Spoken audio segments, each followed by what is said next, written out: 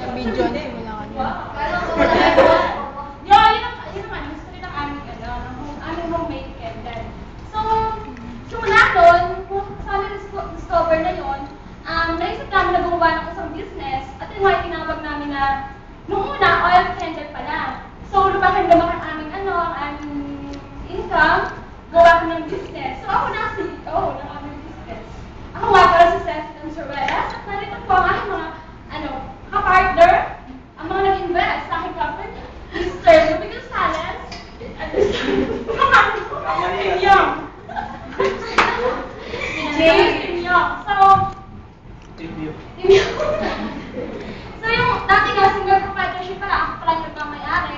So, na-encourage ko sila na maging partner. So, naging partnership. So, magkano ba naging starting capital namin? Nagsimula po sa 100 pesos yan. So, sa 100 pesos nakakagawa ko ng 4 na candle. So, kapag walit yung baso mo, depende sa size. Pag walit yung candle kung baso mo, pwede ka maggawa ng 5. Pero kung malaki, 3 lang. Kasi para... Tapos nga, ready na ba? So, ipapakita namin yung material sa inyo. So, Ruby, with the honor. Una, kailangan natin ng baso. Any kind of glass. Drinking glass, sunglass.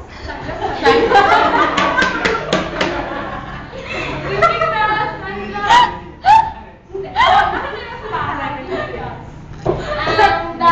Sand.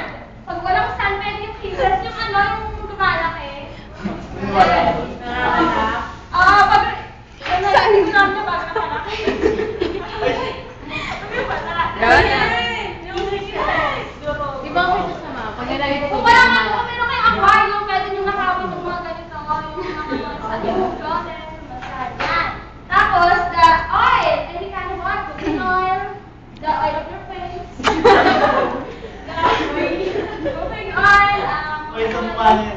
Virgin coconut oil, any kind of oil.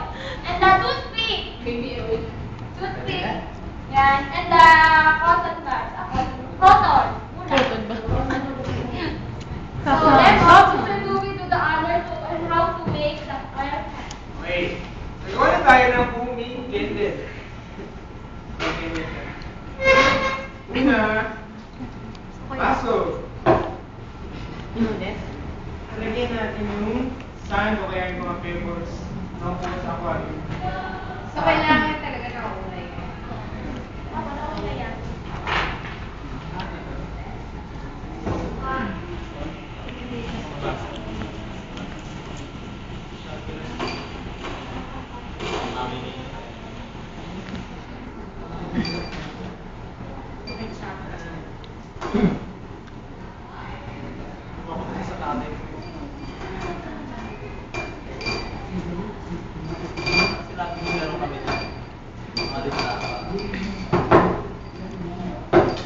Parang di nang nasa yung Tapos, Pwede rin na gaya ng oil. Hala ko ba napatak ng face?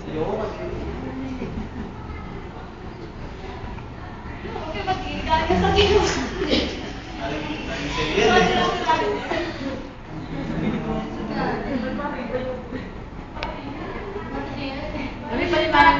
Yan ang oil na may hepa.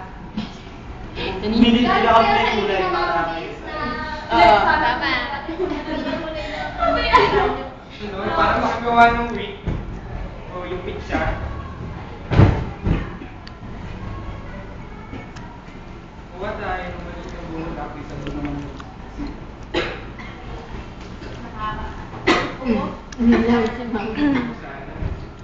Balot. Dapat yung pagdolo may balot sa Dahil sulat mo nga ako. toothpick.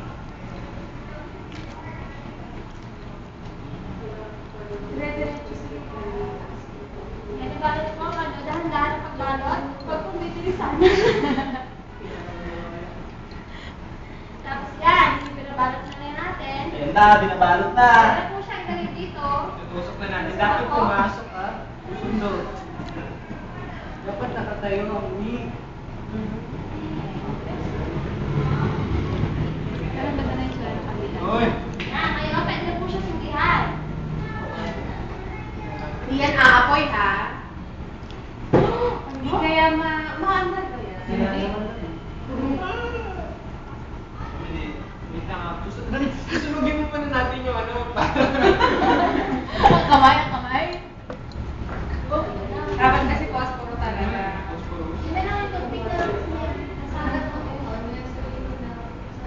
Sunog ako. Yun! Ayun na. Masyado marami mantika. Uy, saan yung narinig yan?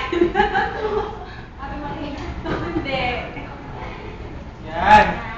Meron din kami nag-use gawa naman ito sa cases. Pwede siya kahatat ka minsan.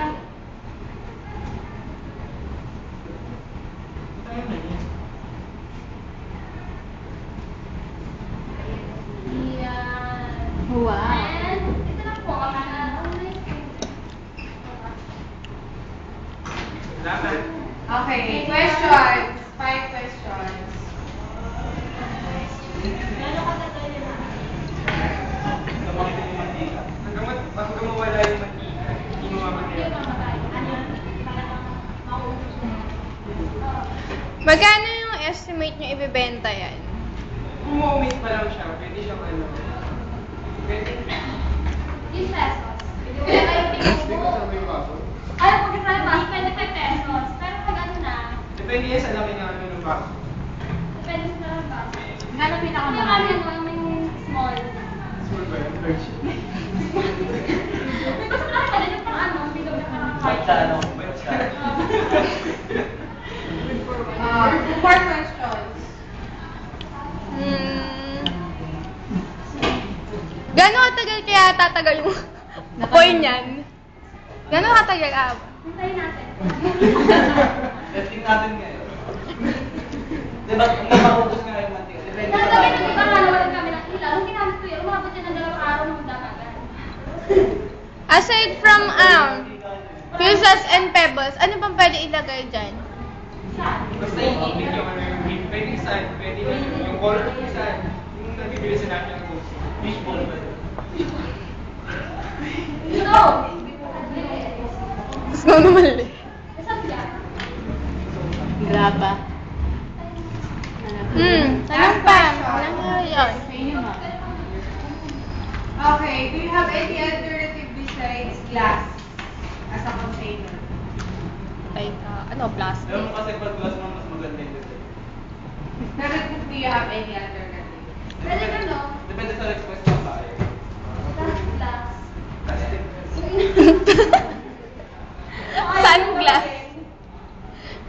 Sunglass. Sunglass. You can answer that kasi pwede mo sabihin na it's for candles kasi only liquid. It's not possible to give alternative container kasi it's liquid. And it's standard. It's flammable. So, Flammable talaga. ang pinaka-best talaga is okay. Do you have any other questions? Yes, you can Di bring ba now. po nga? Yun ang sinisip-sip na. Maganda yung ano yun ha. Ma'am, flammable? Pero marami lang kulang. Flammable? Flammable? Kasi pag nilagay mo siya sa isang Hindi po. container na- Flammable po. Pwede siyang flammable, pwede siyang flammable. If you use the General American, it's flammable. Thank you for listening. What is it?